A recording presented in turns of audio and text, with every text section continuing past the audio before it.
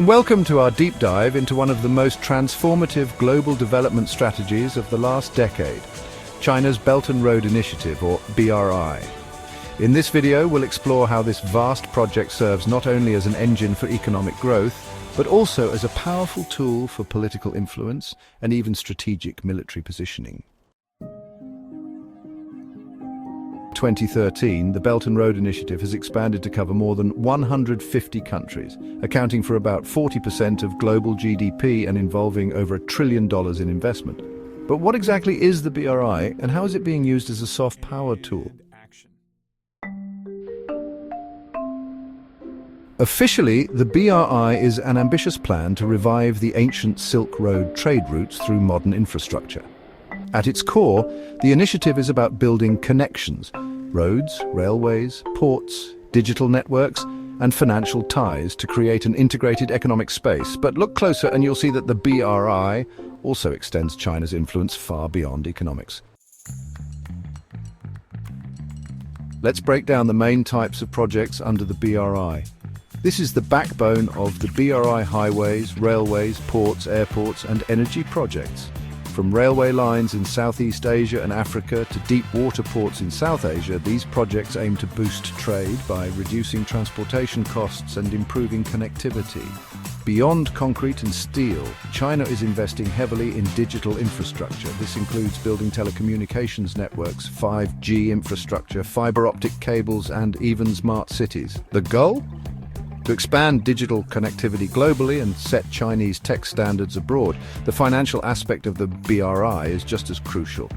Through institutions like the Asian Infrastructure Investment Bank and the Silk Road Fund, China provides capital for these projects. Many loans are offered by state-owned banks on terms that sometimes include unique conditions favoring Chinese firms. The BRI isn't all about hard infrastructure. Cultural exchanges, education, health initiatives, and tourism projects also form part of the mix, building goodwill and strengthening diplomatic ties. To participate in the BRI, countries sign a Memorandum of Understanding with China, a non-binding agreement that signals their intent to collaborate on future projects. But there's more than meets the eye when it comes to financing. Bilateral loans are often provided by Chinese policy banks. The contract terms can be quite opaque, with confidentiality clauses and non-standard terms. The majority of projects employ Chinese companies, ensuring quality control and benefiting China's industrial sectors. Unlike Western aid, Chinese loans typically don't come with demands for political or economic reform. These conditions expedite project implementation, but also raise concerns about debt sustainability and the long-term benefits for host countries.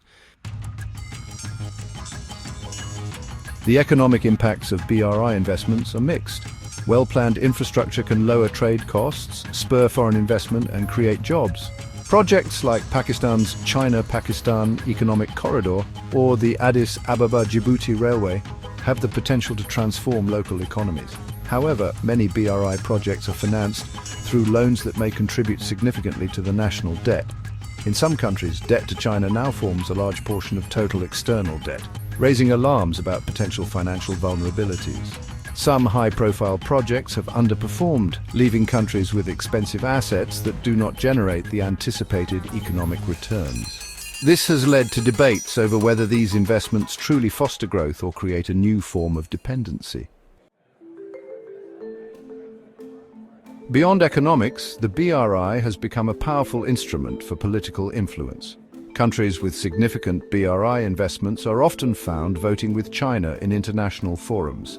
Large infrastructure deals can foster relationships between local elites and Chinese officials, further binding national policies to Beijing's interests. By investing in visible projects, China positions itself as a benevolent global partner, enhancing its image in many regions. For instance, Greece's backing of Chinese positions at the United Nations is widely seen as a direct result of its economic ties with China, thanks to investments in key infrastructure projects.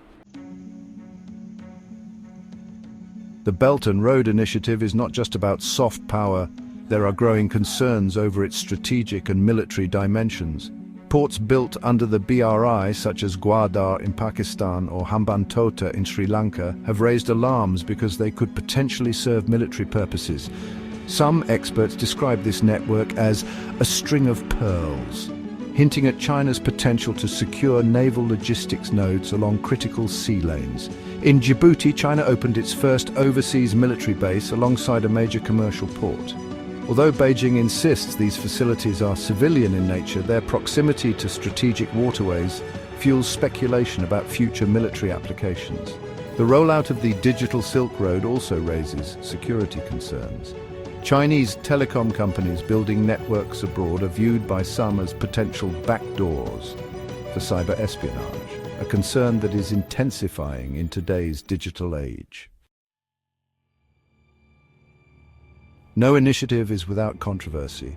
The BRI faces several significant criticisms and challenges. Debt trap diplomacy, accusations that China is overburdening countries with unsustainable loans, potentially seizing assets if debts go unpaid. Transparency and governance issues. Opaque contracts and non-competitive bidding processes have led to concerns about corruption and lack of accountability. Environmental impact. Many projects have been linked to environmental degradation, from deforestation to the construction of coal-fired power plants that lock in high carbon emissions. Geopolitical tensions.